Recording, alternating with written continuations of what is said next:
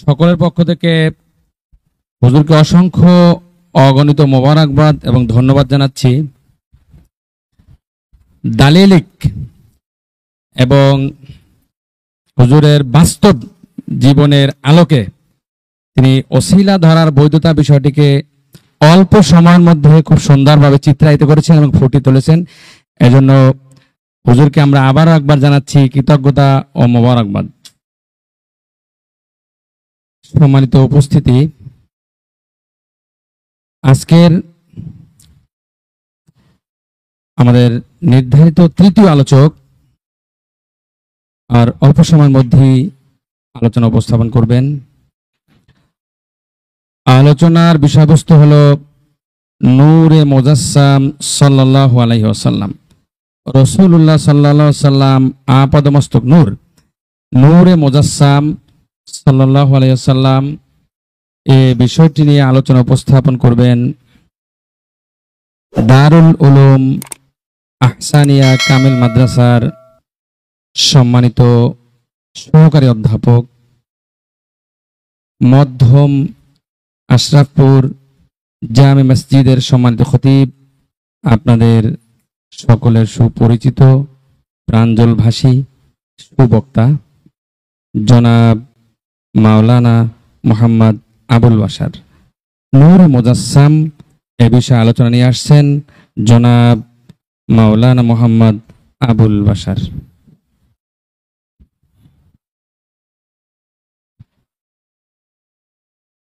আসসালামু আলাইকুম ওয়া রাহমাতুল্লাহি তাআলা ওয়া বারাকাতুহু।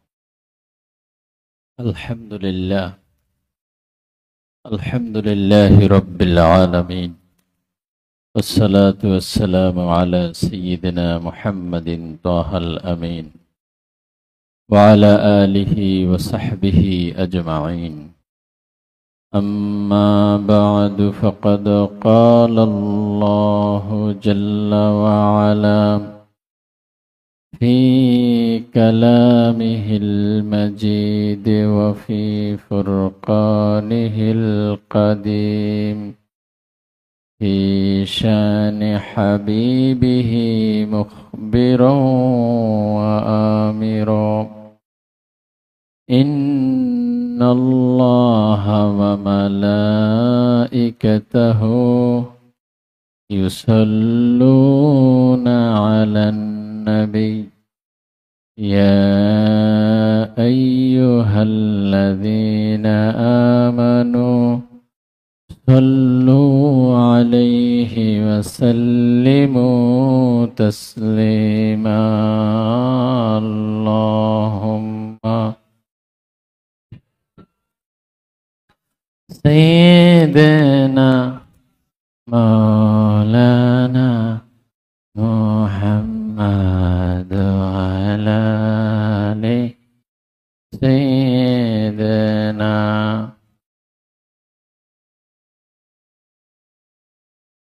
محمد से सिफत पोसो खुदा की, खुदा से पोसियो शान मुहम्मदी। अल्लाहुम्मा सल्ले अला मौलाना मुहम्मद व अला आलि सय्यिदिना।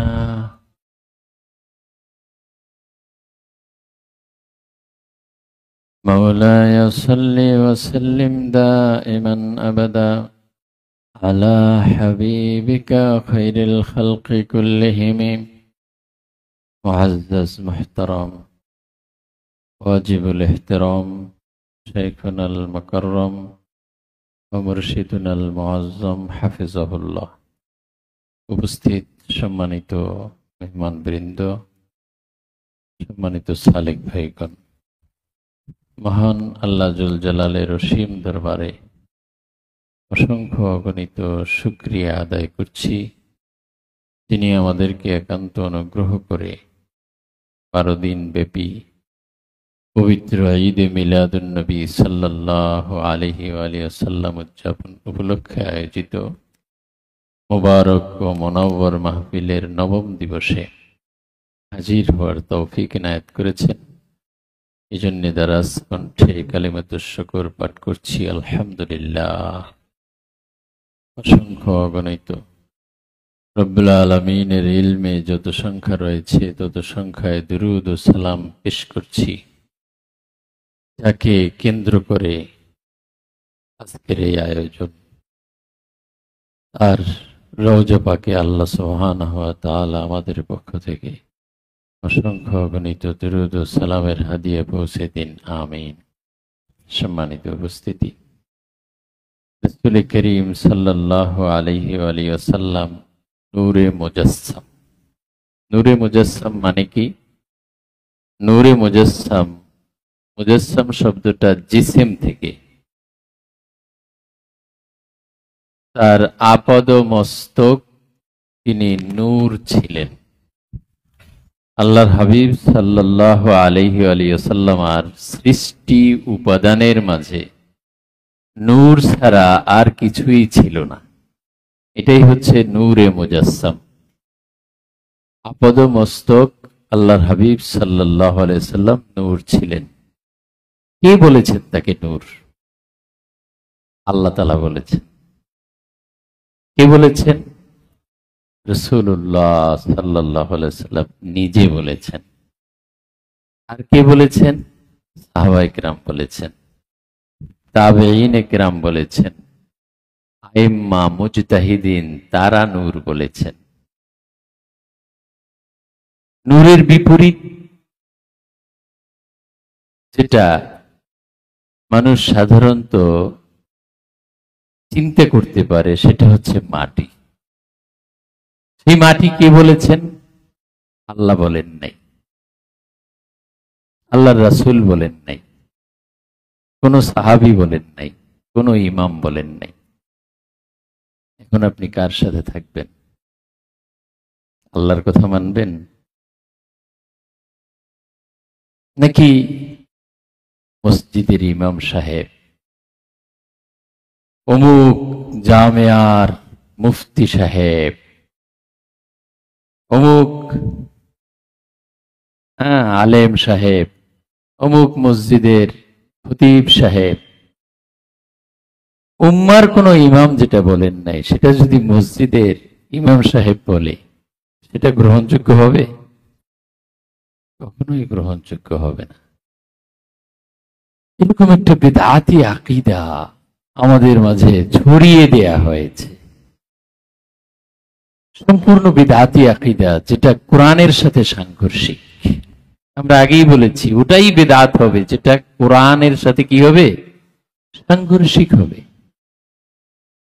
রাসূলুল্লাহ সাল্লাল্লাহু আলাইহি ওয়াসাল্লামকে মাটি বলা কোরআনের সাথে সাংঘর্ষিক। কোরআন মাজিদের একেবারে প্রথম পারা থেকে ৩০তম পারা পর্যন্ত কোথাও একটা শব্দ আল্লাহর হাবিব সাল্লাল্লাহু আলাইহি সাল্লামের ব্যাপারে মাটি নাই।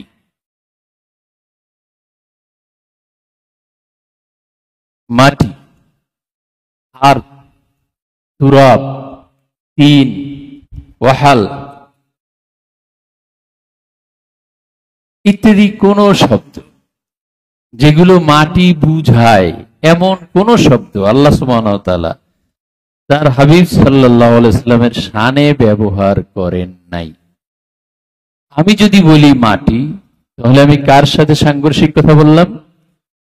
আল্লাহ সুবহানাহু ওয়া তাআলার সাথে সাংঘর্ষিক কথা বললাম। এখন কি আমার কথা গ্রহণযোগ্য হবে না আল্লাহ তাআলার কথা গ্রহণযোগ্য হবে? আল্লাহ সুবহানাহু ওয়া তাআলা বলেছেন নূর। কি বলেছেন?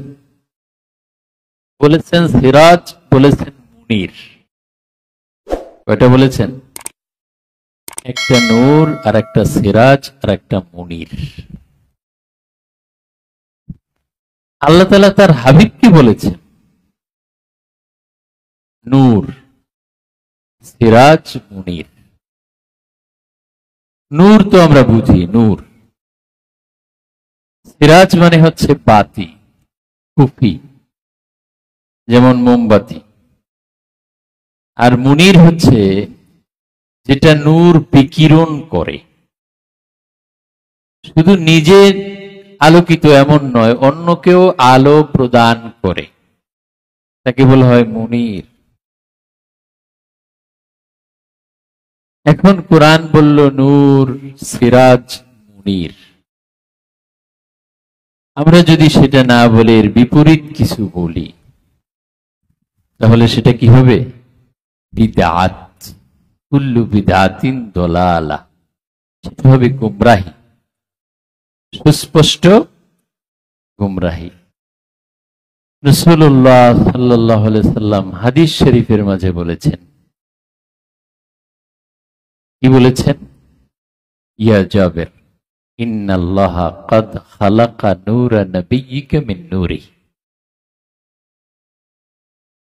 তোমার নবীর নূরকে সর্বপ্রথম আল্লাহ সুবহানাহু ওয়া তাআলা তার নূর থেকে সৃষ্টি করেছেন। সর্বপ্রথম সৃষ্টি সম্পর্কে জানতে চাইছেন সাহাবী। এই হাদিস সম্পর্কে একটা অপবাদ দেওয়া হয়, এটা জাল হাদিস। কি অপবাদ? জাল হাদিস। অথচ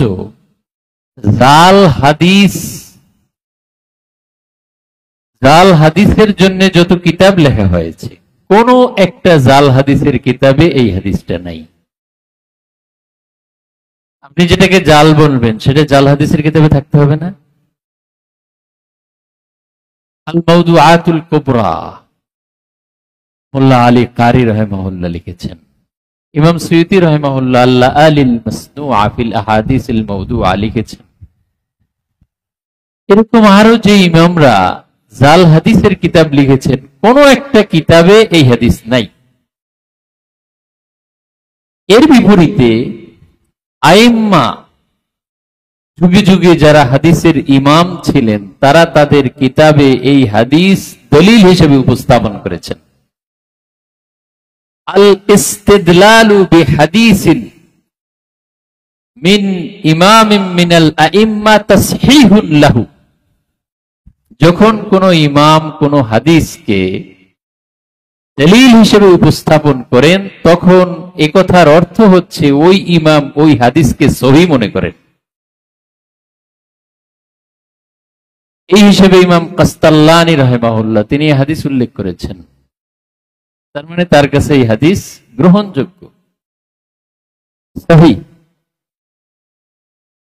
এরকম আব্দুল হাই লাখনাবী রাহিমাহুল্লাহ তিনি এই হাদিস উল্লেখ করেছেন। মোল্লা আলী কারি আল হানাফি রাহিমাহুল্লাহ তিনি এই হাদিস উল্লেখ করেছেন, দলিল হিসেবে উপস্থাপন করেছেন।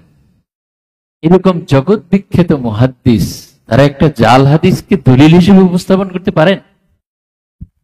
এটা কি সম্ভব? সম্পূর্ণ অসম্ভব। সুতরাং এই দাবিটাই হচ্ছে একটা বিদআতি দাবি, ভ্রান্ত দাবি, মন গড়া দাবি, ইমামদের বিপক্ষে অবস্থান। সেই সময়ের কথা যখন কারো অস্তিত্ব হয় নাই, সেটা তার জন্যই বলা সম্ভব যিনি তখন ছিলেন। কে ছিলেন? আল্লাহর হাবিব। তার অস্তিত্ব হয়েছিল, আর কারো অস্তিত্ব ছিল না। রাসূল করিম সাল্লাল্লাহু আলাইহি সাল্লামের সৃজন যখন হয়েছে, তখন এই জমিন ছিল? আসমান, লৌহ কলম, ফেরেশতা, জিন, ইনসান, জান্নাত, জাহান্নাম কিছুই ছিল না। শুধু কে ছিলেন? আল্লাহ সুবহানাহু ওয়া তাআলা। এখন যদি মাটি থেকে তৈরি করতে হয়, আগে তো মাটি লাগবে। আদম আলাইহিস সালামকে সৃষ্টির আগে মাটি ছিল না? ছিল না? ছিল। যে কারণে মাটি থেকে তাকে বানানো হয়েছে। রব্বুল আলামিন কোরআন মাজিদে স্পষ্ট বলেছেন, ঠনঠনে শুকনা মাটি থেকে তাকে বানাইছি, কাদা মাটি থেকে আমি তাকে তৈরি করেছি। এটা স্পষ্ট ভাবে আল্লাহ সুবহানাহু ওয়া তাআলা বলে দিয়েছেন। আল্লাহর হাবিবকে যখন আল্লাহ তাআলা বানাইছেন, তখন মাটি ছিল না। এখানে দুইটা বিষয়। একটা বিষয় হলো সর্বপ্রথম সৃজন, আরেকটা বিষয় হলো নূরের সৃজন। আল্লাহর হাবিব সর্বপ্রথম সৃজন, এ ব্যাপারে আইম্মায়ে কেরাম একমত হয়ে গেছেন এবং কোরআন মাজিদ, আহাদিস নবওয়িয়া এর পক্ষে সাক্ষ্য দিচ্ছে। কোরআন মাজিদ সাক্ষ্য দিচ্ছে কিভাবে? আল্লাহ তাআলা বলছেন, ওমা আরসালনাকা ইল্লা রাহমাতাল লিল আলামিন, সকল আলমের জন্য আমি আপনাকে রহমত করে পাঠিয়েছি। এখন আলামিন দ্বারা কি উদ্দেশ্য? আল্লাহ ছাড়া আর যা রব্বুল আলামিন বানিয়েছেন সবই তো আলামিন, তাই না? এখন আল্লাহর হাবিব পরে সৃষ্টি হয়েছেন, রব্বুল আলামিনের অন্যান্য সৃষ্টি আগে সৃষ্টি হয়েছে, সেগুলির মাঝে আল্লাহর রহমত ছিল না। এটা কি সম্ভব? আল্লাহর রহমত ছাড়া কোন সৃষ্টি অস্তিত্ব লাভ করবে, টিকে থাকবে, ফলপ্রসূ হবে, কাজ করবে? করবে না। আর সব কিছুর জন্য রহমত কে? রাসূলুল্লাহ সাল্লাল্লাহু আলাইহি ওয়াসাল্লাম। তিনি সবকিছুর রহমত হতে হলে তাকে আগে অস্তিত্বে আসতে হবে না, পরে আসলেও চলবে, আগে আসতে হবে। এটা কোরআন মাজিদের আয়াতে কারিমা দ্বারা প্রমাণিত যে আল্লাহর হাবিব সাল্লাল্লাহু আলাইহি ওয়াসাল্লাম সবার আগে। যখন সবার আগে, তখন বোঝা গেল আর কোনো কিছুর অস্তিত্ব হয় নাই। সুতরাং মাটি বলেন, নূতফা বলেন, আরো যা যা আপনি বলবেন, কোনো কিছুর অস্তিত্বই ছিল না। রাসূল করিম সাল্লাল্লাহু আলাইহি ওয়াসাল্লাম তিনি নূরের সৃষ্টি। এজন্য তিনি বলেছেন, কুনতু নূরান বাইনা ইয়াদাই রাব্বি, আমি আমার রবের সামনে নূর হিসেবে ছিলাম। এজন্যই জিবরাইল আমিনকে বলেছেন, তুমি যে তারকা দেখছিলে ওইটাই আমি। জিবরাইল আমিন যতবার দেখেছেন, আল্লাহর হাবিব তারও অনেক অনেক আগে, কারণ জিবরাইল আমিনের সৃষ্টি হয়েছে পরে। আরো মজার কথা হলো, এই নূরে মুহাম্মাদি থেকেই সকল কিছুর সৃষ্টি। মাটি যদি বলেন, মাটি কিসের সৃষ্টি? নূরে মুহাম্মাদের সৃষ্টি। আসমান কিসের সৃষ্টি? নূরে মুহাম্মাদের সৃষ্টি। ফেরেশতা বলেন, লৌহ কলম থেকে শুরু করে সকল কিছুর সৃষ্টি হয়েছে কিসের থেকে? নূরে মুহাম্মাদি থেকে। এখন বলবেন, নূরে মুহাম্মাদি থেকে এত কিছু সৃষ্টি হয়েছে, তাহলে শিরক হবে না? সে আলাদা হয়ে গেছে, কমে গেছে। আল্লাহ সুবহানাহু ওয়া তাআলা এই বিষয়ের সমাধান দিয়ে দিয়েছে। আল্লাহ সুবহানাহু ওয়া তাআলা বলেছেন সিরাজ। কি বলেছেন? সিরাজ। সিরাজ মানে কি? বাতি। আপনারা এখানে কত 100-150 মানুষ, আমরা যদি 1 কোটি মানুষ এখানে জড়ো করি, এখানে একটা বাতি থাকে, সেখান থেকে 1 কোটি মানুষ 1 কোটি মোমবাতি জ্বালায়, আমার এই বাতি থেকে কতটুকু আলো কমবে? কমবে? সামান্যতম কমবে না। কমা ছাড়াই আমি 1 কোটি বাতি জ্বালায় ফেলতে পারবো। আল্লাহর সৃষ্টির মাঝের নিদর্শন আছে না নাই? আছে, উপমা আছে। আল্লাহ সুবহানাহু ওয়া তাআলা তার হাবিবকে সিরাজের সাথে তুলনা করেছেন। সূর্য বলেন নাই, চন্দ্র বলেন নাই, কারণ একটা চন্দ্র আজীবন চেষ্টা করেও আর একটা চাঁদ বানাতে পারবে না। একটা সূর্য সে আলো দিয়েই যাবে, কিন্তু আর একটা সূর্য তার মতো বানাতে পারবে? কিন্তু একটা বাতি থেকে আপনি হাজার লক্ষ কোটি বাতি জ্বালাবেন, এ বাতি থেকে কমবে? আল্লাহর হাবিব সাল্লাল্লাহু আলাইহি ওয়াসাল্লাম থেকে আল্লাহ সুবহানাহু ওয়া তাআলা সকল সৃষ্টিকে অস্তিত্ব দিয়েছেন, আল্লাহর হাবিবের থেকে মোটেও কমে। এক বাবা 10 জন সন্তানের বাবা, এই বাবার থেকে কি মোটেও কমছে? কথা বলেন, কমছে? কিন্তু ওনার থেকে 10 জন সন্তান হয়েছে। এভাবে একটা বীজ অঙ্কুরিত হয় একটা ধানের থেকে, সেখান থেকে আবার 7টা বীজ অঙ্কুরিত হয়ে 700 দানা হয়। আল্লাহ তাআলা কি পরিমাণ বৃদ্ধি করেন, বাড়িয়ে দেন। রাসূল করিম সাল্লাল্লাহু আলাইহি ওয়া আলিহি ওয়াসাল্লাম, তার থেকে আল্লাহ সুবহানাহু ওয়া তাআলা সকল তার নূর মোবারক থেকে সকল কিছুর অস্তিত্ব দান করেছেন, কিন্তু তার নূর মোবারকের থেকে সামান্যতম কমে নেই। এক একটা যখন তৈরি করেছেন সেটা আলাদা হয়ে গেছে, ভিন্ন রকম হয়ে গেছে, এবং সায়েন্টিফিক্যালি এটা প্রুভড। সকল কিছুর শেষ হচ্ছে আলোক।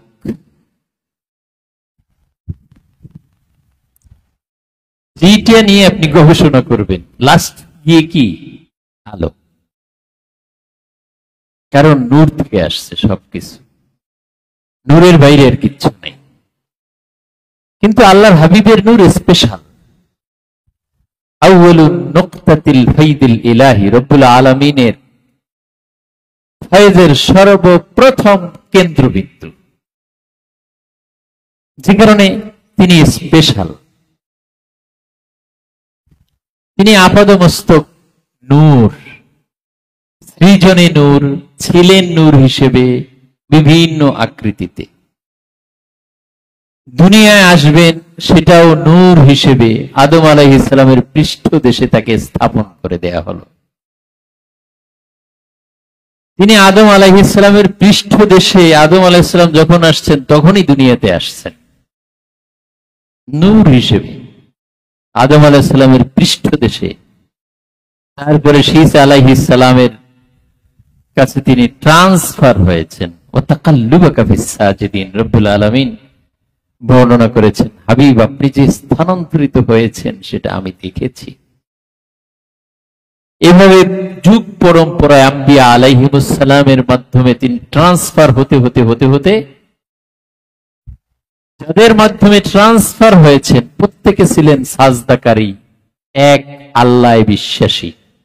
একজন মুশরিক ছিলেন না, নাপাক ছিলেন না। ইন্নামাল মুশরিকুনা নাজাস, মুশরিকরা হচ্ছে অপবিত্র।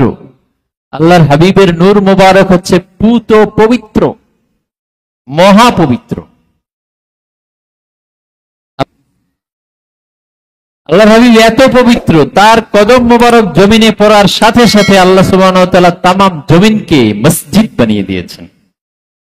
জুইলাত লিয়াল আরদু মাসজিদান ওয়া তাহুরা। যেখানে আগেকার মানুষরা নামাজ পড়তে হলে গির্জায় যেতে হতো, প্যাগোডায় যেতে হতো, আল্লাহর হাবিবের আগমনের কারণে তামাম পৃথিবীটাকে আল্লাহর হাবিবের কদম মোবারকের ছোঁয়ার কারণে রব্বুল আলামিন পুত পবিত্র করে দিয়েছেন। যেখানে নামাজের ওয়াক্ত হবে সেখানে নামাজ পড়লে সহি হয়ে যাবে, আদায় হয়ে যাবে। আল্লাহর হাবিব শুধু পবিত্র নন, তার ছোঁয়ায় পবিত্র হয়ে যায়। যেটা পবিত্র হয় সেটা শুধু পবিত্র থাকে না, সেটা পবিত্রকারী হয়ে যায়। এই জন্য জমিন শুধু পবিত্র নয়, কেউ যদি অপবিত্র হয়, পানি না পায়, তাহলে জমিন ব্যবহার করে সে পবিত্রতাও অর্জন করতে পারে। রাসূল করিম সাল্লাল্লাহু আলাইহি সাল্লাম এরকম মহাপবিত্র। এই মহাপবিত্র নূর, আল্লাহ সুবহানাহু ওয়া তাআলা পবিত্র, তার হাবিবও পবিত্র। ইন্নাল্লাহা তাইয়্যিব লা ইয়াকবালু ইল্লা তাইয়্যিব। আল্লাহ সুবহানাহু ওয়া তাআলা পবিত্র ছাড়া কোনো কিছু কবুল করেন না। এই জন্য যাকাত হচ্ছে ময়লা, আবর্জনা, মালের আবর্জনা। আল্লাহর হাবিব সাল্লাল্লাহু আলাইহি সাল্লাম এর থেকে দূরে। তার জন্য যাকাত জায়েজ ছিল? ছিল না। কোন অপবিত্রতার সাথে তার দূরতম সম্পর্কও ছিল না। সুতরাং এই নূর মোবারক আল্লাহ সুবহানাহু ওয়া তাআলা এমন ব্যক্তির মাঝে রাখবেন যে অপবিত্র, মুশরিক। এটা কি সম্ভব? এই জন্য আল্লাহ তাআলা বলেছেন সাজিদিন, সাজদাকারীর মাঝে এই নূর মোবারক ট্রান্সফার হয়ে এসেছে। যারা ধারণকারী সবাই মুসলিম, সাধারণ মুসলিম নন। এই পবিত্র নূরের ধারক, বাহক, পাত্র, তাদের স্পেশাল মর্যাদা। তাদের মাধ্যম হয়ে আমেনা রাদিয়াল্লাহু তাআলা আনহার মাধ্যমে আমেনা রাদিয়াল্লাহু তাআলা আনহা কি দেখেছেন, কি ফিল করেছেন? নূরের কি ওজন হয়? আমার উপরে আলো পড়ছে, অনেক ওজন লাগছে নাকি? মা আমেনা রাদিয়াল্লাহু তাআলা আনহা কোনো ওজন ফিল করেন নাই। কি বোঝা গেল? মাটি। আমাদের মায়েরা ওজন অনুভব করে কিনা, বিভিন্ন কষ্ট অনুভব করে কিনা, ঠিক মতো খেতে পারে না, ঘুমাতে পারে না, এখান দিয়ে লাথি দেয়, এটা করে সেটা করে, নানা ভেজাল সৃষ্টি করে। কিন্তু মা আমেনা রাদিয়াল্লাহু তাআলা আনহা তিনি এর কোনো কিছু অনুভব করেন নাই। মহিলারা এসে খাজা আব্দুল মুত্তালিব ওনার কাছে অভিযোগ করেন যে আপনার ছেলে মারা গেছে, আপনার বৌমা এত দামি আতর ব্যবহার করে, এটা তো ঠিক না। কি ব্যবহার করে? দামি আতর ব্যবহার করে, এটা কি ঠিক? বিধবা একটা মহিলা তার কাছে জানতে চাইলেন যে বৌমা ঘটনা কি? বললেন যে না আব্বা, আমি তো আসলে কিছুই ব্যবহার করি না, কিন্তু আমার থেকে একটা সুঘ্রাণ বের হচ্ছে, আল্লাহর হাবিব সাল্লাল্লাহু আলাইহি ওয়াসাল্লাম নূর মোবারক, সেই নূর মোবারকের সুঘ্রাণ, সেই ঘ্রাণে সব বিমোহিত হয়ে যাচ্ছে। আর তিনি মাসে মাসে স্বপ্নে দেখেন একজন তাকে সুসংবাদ দিচ্ছে।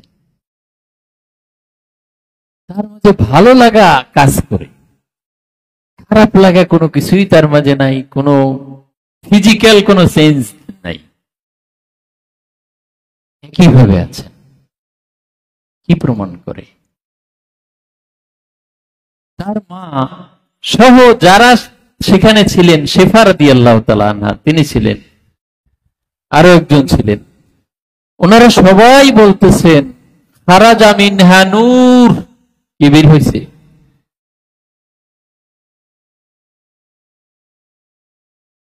এখন হাদিসের মাঝে আছে এবং প্রত্যক্ষদর্শীদের বক্তব্য, বের হয়েছে নূর।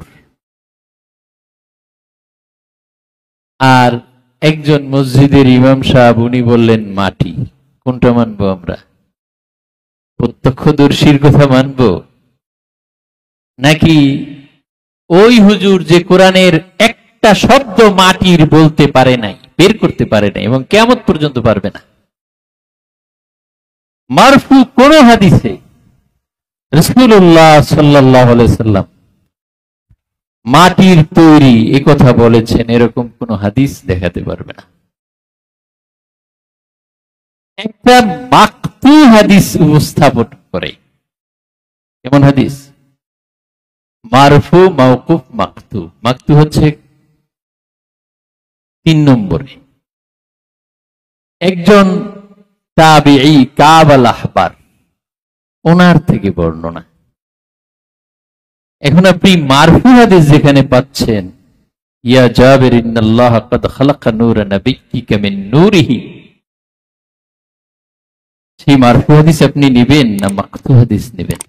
তাবিঈর কথা, যার সাথে আল্লাহর হাবিবের দেখাই হয় নাই, কার কথা নেবেন? আপনার আকীদা কি কোরআন অনুযায়ী হবে নাকি মাকতু হাদিস অনুযায়ী হবে? যিনি ইহুদি পণ্ডিত ছিলেন আগে, হয়তো ইসরায়েলি কোনো রিওয়ায়াত থেকে তিনি বর্ণনা করতে পারেন, এই সম্ভাবনা আছে। আপনি সেইটা নিবেন নাকি কোরআনের কথা নিবেন, আল্লাহর হাবিবের বাণী নিবেন? কোনটা নিবেন? সম্মানিত উপস্থিতি, নূরের যে বৈশিষ্ট্য, আল্লাহর হাবিব সাল্লাল্লাহু আলাইহি ওয়া আলিহি ওয়াসাল্লাম তিনি যখন আগমন করলেন, পুত পবিত্র সুরমা মণ্ডিত পোশাক পরিহিত, সুঘ্রাণ ছড়াতে ছড়াতে, এটা যখন তাকে দেখেছেন তখন, কিন্তু দেখার আগে কেউ দেখেন নাই শিশু আসছে। কি দেখছেন? নূর। খারাজা মিনহা নূর। নূরের এমন এক ঝলকানি, যে ঝলকানিতে তামাম পৃথিবী, প্রাচ্য থেকে প্রতীচ্য পর্যন্ত, উত্তর গোলার্ধ থেকে দক্ষিণ গোলার্ধ পর্যন্ত টোটাল সৃষ্টিটা তাদের সামনে উদ্ভাসিত হয়ে গেছে। পুরোটা আলোকিত হয়ে গেছে, এরকম একটা নূরের ঝলক। এই ঝলকের কারণে মানে তারা স্বাভাবিক অবস্থায় ছিলেন না, তারা আল্লাহর হাবিবের নূর মোবারকের মারেফাতের মাঝে বিভোর হয়ে গিয়েছিলেন। কিছুক্ষণ পরে আবার গায়েব করা হলো, তারপরে তাকে নানা জায়গা পরিভ্রমণ করিয়ে এরপরে পেশ করা হলো। তখন তারা দেখলেন পোশাক পরিহিত, সুরমা মণ্ডিত, নাভি কর্তিত, পুত পবিত্র, সাজদারত, আল্লাহ সুবহানাহু ওয়া তাআলার দিকে ইশারাকৃত, সুঘ্রাণ ছড়াচ্ছে। মাটির সাথে সুঘ্রাণের কোন সম্পর্ক আছে? দুর্গন্ধ, ময়লা আবর্জনা এগুলির সম্পর্ক, কিন্তু নূরের সাথে কোনো ময়লার সম্পর্ক নাই। রাসূল করিম সাল্লাল্লাহু আলাইহি ওয়াসাল্লাম তিনি নূর হিসেবে এই জমিনে ছিলেন। নূরের ছায়া হয় না, এখানে একটা লাইট, এখানে একটা লাইট, এটার পিছনে ছায়া আছে নাই, কিন্তু আমি স্থূল, আমার ছায়া পড়ছে না। রাসূলুল্লাহ সাল্লাল্লাহু আলাইহি ওয়াসাল্লামের ছায়া ছিল লা ফি শামসিন ওয়ালা ফি কামারিন, না চাঁদে না সূর্যে, কোথাও ছায়া ছিল। তিনি নূর, নূর হিসেবে ছিলেন। নূর হওয়ার কারণে আল্লাহর হাবিব সাল্লাল্লাহু আলাইহি ওয়াসাল্লামের জিসম মোবারক থেকে সুঘ্রাণ বের হতো। সাহাবায়ে কেরাম তাদের শিশির মাঝে জমা করতেন, কেন? আতরের সাথে মিশে আতরের ঘ্রাণ আরো বাড়াইবেন। মাটির সাথে যদি পানির সংমিশ্রণ ঘটে তাহলে কি হয়? দুর্গন্ধ তৈরি হয়, তাই না? কোন একটা মাটির মধ্যে কিছু পানি জমা হয়ে থাকলেও সেখানে মশা মাছি ভ্যান ভ্যান করবে আর দুর্গন্ধ ছড়াবে। এই জন্য আমাদের শরীরে ঘাম হইলে গোসল করা লাগে, না হলে আর একজন কষ্ট পায়, দুর্গন্ধ। কারণ আমাদের শরীরে সৃষ্টির উপাদানের মাঝে একটা আছে মাটি। কিন্তু আল্লাহর হাবিব সাল্লাল্লাহু আলাইহি ওয়াসাল্লামের যখন ঘাম মোবারক বের হতো, সেটার থেকে কিসের ঘ্রাণ আসতো? মেশক আম্বরের ঘ্রাণকে হার মানায় এমন ঘ্রাণ। মেশক আম্বরের ঘ্রাণ না, মেশক আম্বরের ঘ্রাণকে হার মানায় এরকম ঘ্রাণ। আনাস রাদিয়াল্লাহু তাআলা আনহু বলেছেন, আমি আল্লাহর হাবিব সাল্লাল্লাহু আলাইহি ওয়াসাল্লামের হাত মোবারক ধরেছি, এত নরম কোন রেশমি কাপড়ও আমি স্পর্শ করি নাই, এত সুগন্ধিযুক্ত কোন ঘ্রাণ আমি জীবনে কোনদিন গ্রহণ করি নাই। আল্লাহ হাবিব সাল্লাল্লাহু আলাইহি ওয়াসাল্লাম যেই পথ দিয়ে হেঁটে যেতেন সেই পথটা সুগন্ধিযুক্ত হয়ে যেত, বাতাস সুগন্ধিযুক্ত হয়ে যেত। ওই পথ দিয়ে পরবর্তীতে কেউ চলে গেলে বুঝতে পারতেন এই পথেই আল্লাহর হাবিব সাল্লাল্লাহু আলাইহি ওয়াসাল্লাম অতিক্রম করেছেন। কি বুঝা গেল? মাটি, মাটি হলে কি হতো? দুর্গন্ধ হতো। কি হয়েছে? সুগন্ধি হয়েছে। কেন হয়েছে? রাসূল করিম সাল্লাল্লাহু আলাইহি ওয়াসাল্লামের সত্তা এতই নুরানি ছিল, সেই নুরানি সত্তার মাঝে যদি সামান্য কোন জাগতিক কিছু প্রবেশ করত সেটাও নুরানি হয়ে যেত। এই জন্য তার জিসম মোবারক থেকে যাই বের হয়েছে সব নূর হয়ে বের হয়েছে। এই জন্য তার পায়খানা মোবারক, পেশাব মোবারক, রক্ত মোবারক সব কিছু থেকে সুঘ্রাণ আর সুঘ্রাণ, কোন দুর্গন্ধ এর লেশ মাত্র ছিল না। এই কারণে সাহাবায়ে কেরাম থুথু মোবারক, শ্লেষ্মা মোবারক এগুলো হাতে নিয়ে চেহারায় মর্দন করতেন, শরীরে মর্দন করতেন, এভাবে তারা বরকত হাসিল করতেন। তৃতীয়ত, ফেরেশতারা কিসের তৈরি? নূরের তৈরি। জিবরাইল আমিন কিসের তৈরি? নূরের তৈরি। জিবরাইল আমিন নূরের তৈরি। তিনি যখন আল্লাহর হাবিব সাল্লাল্লাহু আলাইহি সাল্লাম এর খাদেম হলেন মেরাজের রাতে। সিদরাতুল মুনতাহার সেখানে গিয়ে তিনি বলছেন, লাউ দানাউতু আন মিলাতান লাহতারাকতু, এক আঙ্গুল যদি আমি অতিক্রম করি কি হয়ে যাব? ভস্ম হয়ে যাব। আল্লাহর হাবিব সাল্লাল্লাহু আলাইহি সাল্লাম সেই জায়গা অতিক্রম করেছেন না করেন নাই? তাহলে মাটির তৈরি স্থূল একটা দেহ এমন জায়গা অতিক্রম করতে পারলো যেই জায়গাটা নূরের তৈরি একজন ফেরেশতা অতিক্রম করতে পারলো না। এটা কি কোনো যুক্তির কথা? কি বুঝা গেল? নিশ্চয়ই আল্লাহর হাবিব সাল্লাল্লাহু আলাইহি সাল্লাম জিবরাইল আমিনের মতো নূরের তৈরি ছিলেন, বরং আরো আরো অনেক অনেক স্পেশাল নূরের তৈরি, যে কারণে তার পক্ষে সম্ভব হয়েছে সিদরাতুল মুনতাহা অতিক্রম করে লা মাকানে গিয়ে সংজ্ঞা না হারানো, এটা তার পক্ষে সম্ভব হয়েছে। যেখানে রব্বুল আলামিনের তাজাল্লি, সাইয়েদনা মূসা আলাইহিস সালাম সংজ্ঞা হারিয়ে ফেলেছিলেন। তাজাল্লা রব্বুহু লিল জাবালি জাআলাহু দাক্কা ওয়া খাররা মূসা। মূসা আলাইহিস সালাম সংজ্ঞা হারিয়ে ফেললেন তাজাল্লির কারণে। আর আল্লাহর হাবিব সাল্লাল্লাহু আলাইহি ওয়া সাল্লাম সব পর্দা ভেদ করে, সব হিজাব ভেদ করে একেবারে লা মাকানে গিয়ে রব্বুল আলামিনের সাথে সরাসরি দেখা। রাআইতু রব্বি তাবারাকা ওয়া তাআলা, আল্লাহ সুবহানাহু ওয়া তাআলা দিদার লাভ করলেন, সংজ্ঞা হারালেন না, আমাদেরকেও ভুললেন না। আসসালামু আলাইনা ওয়া আলা ইবাদিল্লাহিস, মনে রাখছেন না রাখেন নাই?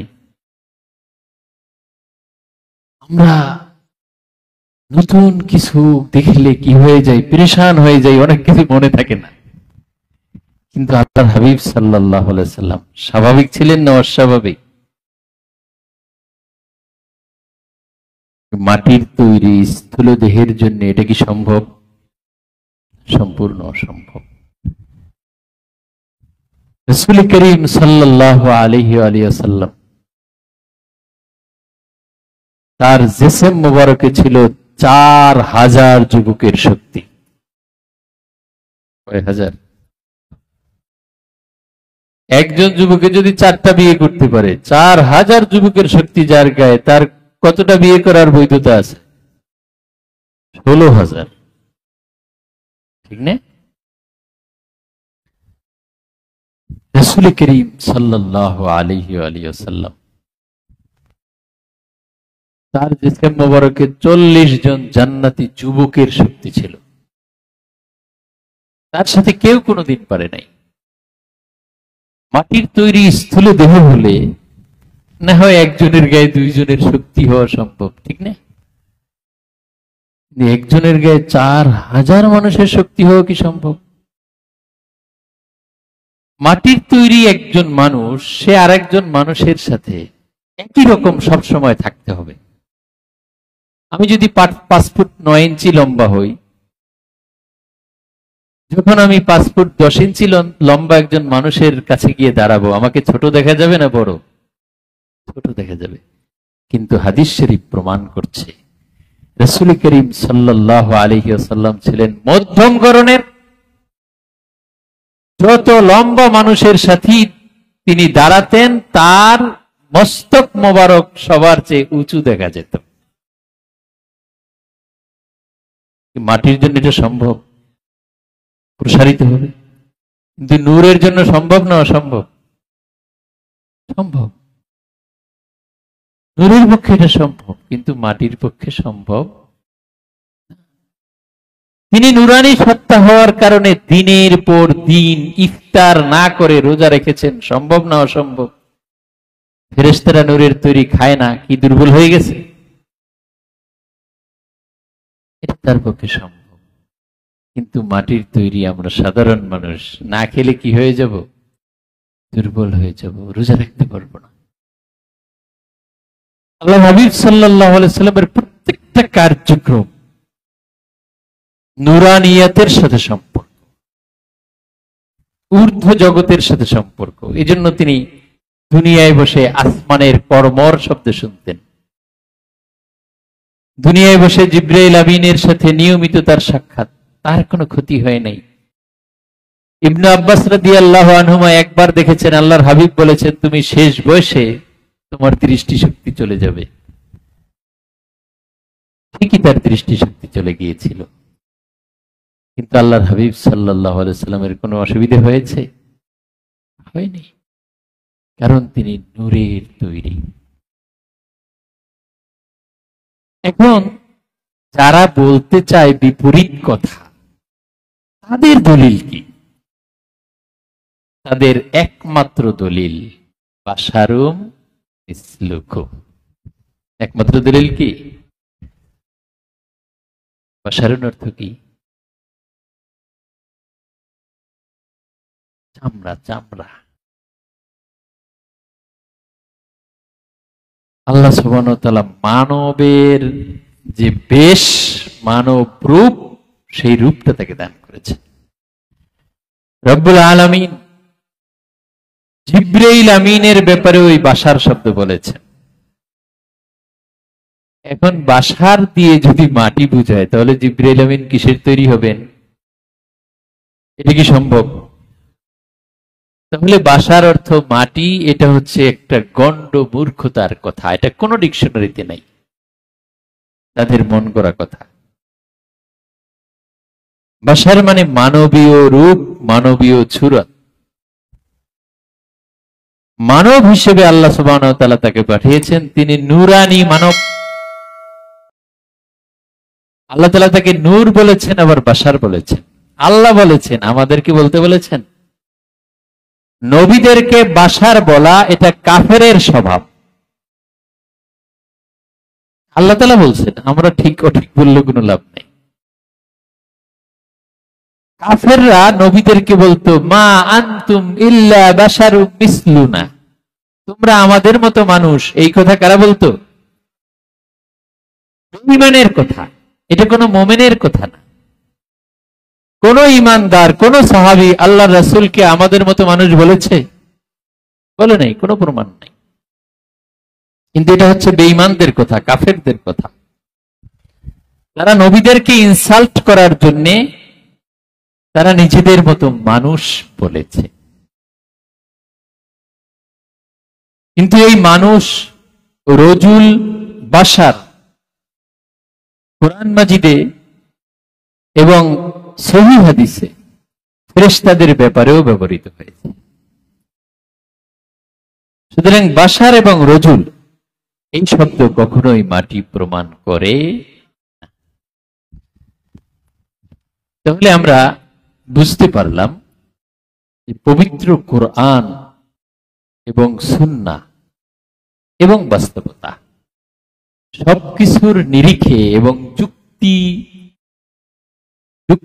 আলোকে রাসূলুল্লাহ সাল্লাল্লাহু আলাইহি সাল্লাম ছিলেন আপাদমস্তক নূর, নূরে মুজাসসাম।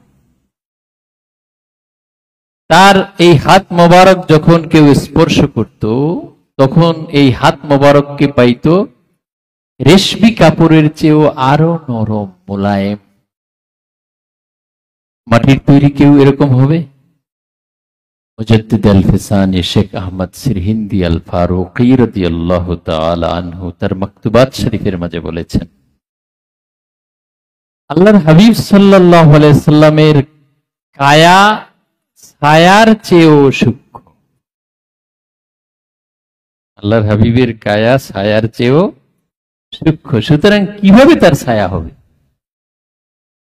ছায়া হতে হলে কি লাগে? স্থূল। কিন্তু তার যে কায়া মোবারক, এটা ছায়ার চেয়েও সূক্ষ্ম। সুতরাং তার আর ছায়া হওয়া সম্ভব।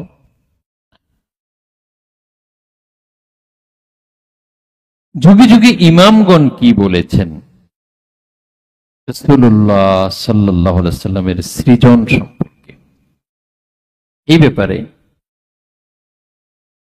মুর্শিদ কিবলা যে কিতাব লিখেছেন, এখানে আমরা দেখতে পাচ্ছি যে রাসূলুল্লাহ সাল্লাল্লাহু আলাইহি সাল্লাম এর সৃজন সম্পর্কে, প্রথম সৃষ্টি হওয়া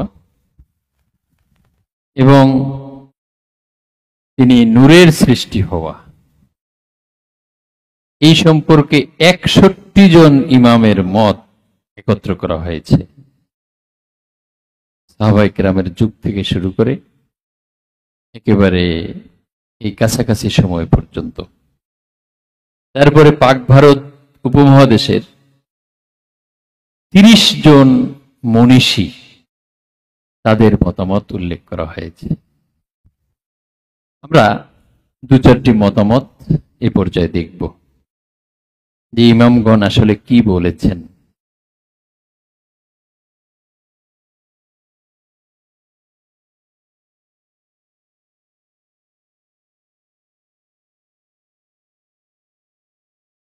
যেমন ধরুন, ইমামুল আইম্মা, আলিমুল উম্মাহ, আমিরুল মুমিনিন হযরত আলী ইবনে আবি তালেব রাদিয়াল্লাহু আনহু, যার ওয়াফাত 40 হিজরি, তাকে কেমন আলিম মনে করেন? আমাদের দেশের মসজিদের ইমাম সাহেবের মতো? চতুর্থ খলিফা, আহলে বাইতের অন্যতম সদস্য, তিনি কি বলেছেন দেখুন। وقال عالم الأمة أمير المؤمنين علي بن أبي طالب عليه السلام إن الله تعالى حين شاء تقدير الخليقة وذرء البرية وإبداع المبدعات ضرب الخلق في صور كالهياكل قبل وجود الأرض ورفع السماء وهو سبحانه في انفراد ملكوته وتوحيد جبروته فأشاع نورا من نوره فلمع قبس من ضيائه فسطع ثم اجتمع في وسط تلك الصور الخفية فوافق ذلك صورة نبينا محمد صلى الله عليه وسلم। কি বলছেন দেখুন। উম্মার সেরা জ্ঞানী আমিরুল মুমিনিন আলী ইবনে আবি তালেব আলাইহিস সালাম বলেন, নিশ্চয়ই আল্লাহ তাআলা যখন সৃষ্টির পরিকল্পনা করতে, কুল কায়নাতকে বানাতে এবং সকল সৃষ্টিকে তৈরি করতে চাইলেন, তখন জমিন সৃষ্টির পূর্বে সৃষ্টিকে কঙ্কালের মতো আকৃতির মধ্যে রাখলেন আর আসমানকে উপরে তুললেন।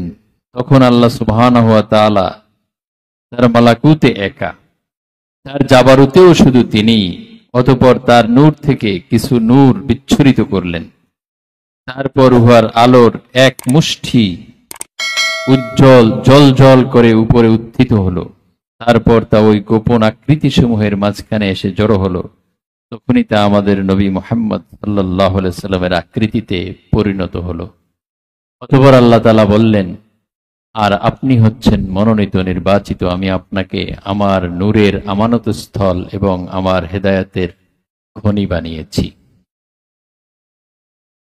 হাম্বলি মাযহাবের ইমাম আহমদ ইবনে হাম্বল রাহিমাহুল্লাহ, তিনি বলছেন, ওয়াকাদ ইসতাদাল্লাল ইমাম আহমদ বিহাদিসিল ইরবাদ ইবনে সারিয়া হাযা আলা আন্না নবিয়্য সাল্লাল্লাহু আলাইহি ওয়াসাল্লাম লাম ইয়াজাল আলা আত-তাওহীদ মুনযু নাশআ ورد بذلك على من زعم غير ذلك بل قد استدل بهذا الحديث على أنه صلى الله عليه وسلم ولد نبيا فإن نبوته وجبت له من حين أخذ الميثاق منه حين استخرج من صلب آدم فكان نبيا من حينئذ। আল্লাহর হাবিব সাল্লাল্লাহু আলাইহি সাল্লাম সবার আগে তিনি নবী হিসেবে ছিলেন। এমনটা নয় যে তিনি নবী হয়েছেন অনেক পরে, এই ধরাধামে আগমন করার পরে। যেমন আরেকজন ইমামের কথা আমরা দেখি, ইমাম আবু মুহাম্মদ আব্দুল জলিল ইবনে মুসা ইবনে আব্দুল জলিল আল আউসি আল আনসারি আল কাসরি রাহিমাহুল্লাহ, 608 হিজরিতে তার ওফাত হয়েছে। তিনি বলেছেন, ফাআউয়ালু মা খালাকাল্লাহু নূরুহু আলাইহিস সালাতু ওয়াস সালাম, সর্বপ্রথম আল্লাহ সুবহানাহু ওয়া তাআলা রাসূলুল্লাহ সাল্লাল্লাহু আলাইহি সাল্লামের নূর মোবারককে সৃষ্টি করেছেন। তাহলে 608 হিজরির ইমাম তিনি এই কথা বলেছেন। ইমাম নাজমুদ্দিন কোবরা, কোবরাবিয়া তরিকার ইমাম, ওলিয়ে তারাশ, তার লেখা তাফসিরের কিতাব আত-তা'ওয়িলাতুন নাজমিয়্যা, এই কিতাবের মাঝে তিনি বলেছেন, আউয়ালু শাইইন আযহারাহুল হক বিনূরি কুদরতিহি মিন যুলমাতিল আদম কানা নূরা মুহাম্মাদিন সাল্লাল্লাহু আলাইহি ওয়াসাল্লাম। মহান আল্লাহ অস্তিত্বহীনতার অন্ধকার থেকে আপন কুদরতের নূরের মাধ্যমে সর্বপ্রথম যে জিনিস প্রকাশ করেছেন তা হচ্ছে মুহাম্মদ সাল্লাল্লাহু আলাইহি ওয়াসাল্লামের নূর মোবারক। যেমন তিনি বলেছেন, সর্বপ্রথম আল্লাহ আমার নূর সৃষ্টি করেছেন। এইভাবে আল মাদখাল এই কিতাবের মাঝে এসেছে ইমাম খতিব আবুর রবি সুলাইমান ইবনে মুসা তার অভিমত। খতিব আবুর রবি তার লেখা কিতাব শিফাউস সুদূর, এই কিতাবের মাঝে তিনি বলেছেন, ইন্না আউওয়ালা মা খালাকাল্লাহু নূরু মুহাম্মাদিন সাল্লাল্লাহু আলাইহি ওয়াসাল্লাম। আল্লাহ সুবহানাহু ওয়া তাআলা সর্বপ্রথম মুহাম্মদুর রাসূলুল্লাহ সাল্লাল্লাহু আলাইহি ওয়াসাল্লামের নূরকে সৃষ্টি করেছেন।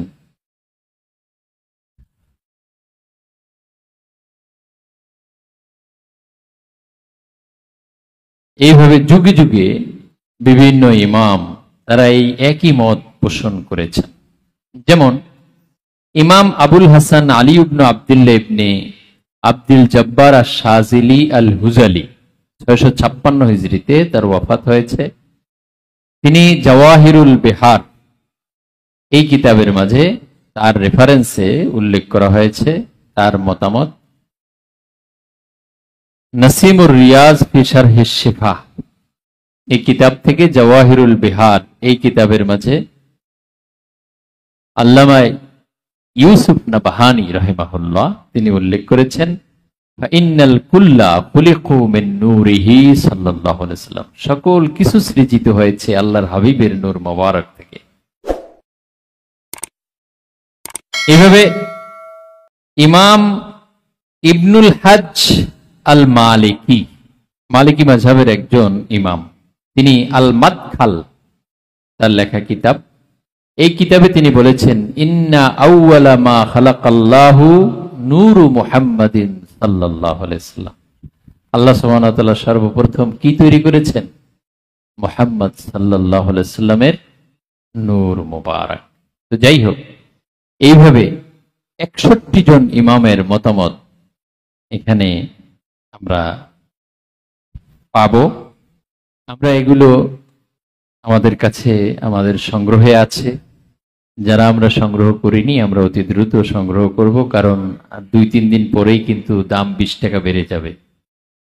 এই জন্য এই অফার টাইমের মাঝে আমরা এটা গ্রহণ করার চেষ্টা করব। আর আমরা শুধু গ্রহণ করে বসে থাকলে হবে না, যেখানে যেটা রেফারেন্স আছে আমরা মিলিয়ে দেখব ঠিক আছে কিনা, মিলিয়ে দেখে তারপরে আমরা নিশ্চিত হব। আল্লাহ সুবহানাহু ওয়া তাআলা আমাদেরকে তার হাবিব সাল্লাল্লাহু আলাইহি ওয়াসাল্লাম সম্পর্কে কোরআন যা বলেছে, সুন্নাহ যা বলেছে, ইতিহাস যা বলেছে, আইম্মায়ে ইসলাম যা বলেছেন